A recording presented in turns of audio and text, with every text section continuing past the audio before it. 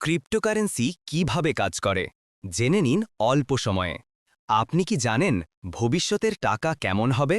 একটা টাকা যেটা নেই হাতে, নেই ব্যাংকে, কিন্তু তবুও সারা দুনিয়ায় ব্যবহার হচ্ছে। এটাই হলো ক্রিপ্টোকারেন্সি। ক্রিপ্টোকারেন্সি হচ্ছে এক ধরনের ডিজিটাল বা ভার্চুয়াল মুদ্রা, যা কোনো দেশের সরকার বা কেন্দ্রীয় ব্যাংকের নিয়ন্ত্রণে থাকে না। এটি চলে ব্লকচেন নামের এক বিশেষ প্রযুক্তির মাধ্যমে।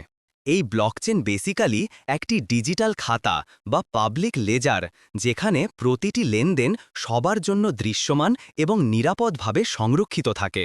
এর ফলে কেউ সহজে হ্যাক বা পরিবর্তন করতে পারে না।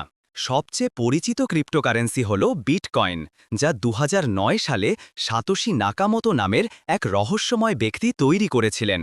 এরপর এসেছে Ethereum, Binance coin, Doge coin.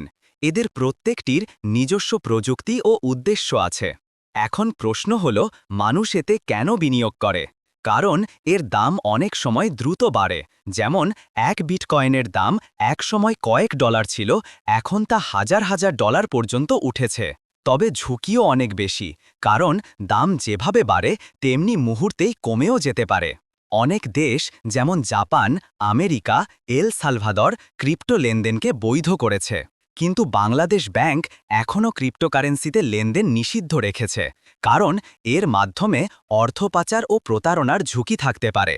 তবুও বিশেষজ্ঞদের মতে ব্লকচেন প্রযুক্তি বৈশ্বিক অর্থনীতি, ব্যাংকিং ও অনলাইন ট্রানজ্যাকশন সিস্টেমে বড় পরিবর্তন আনবে।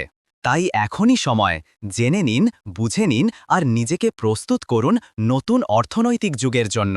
কারণ ভবিষ্যতের টাকা হতে পারে ডিজিটাল।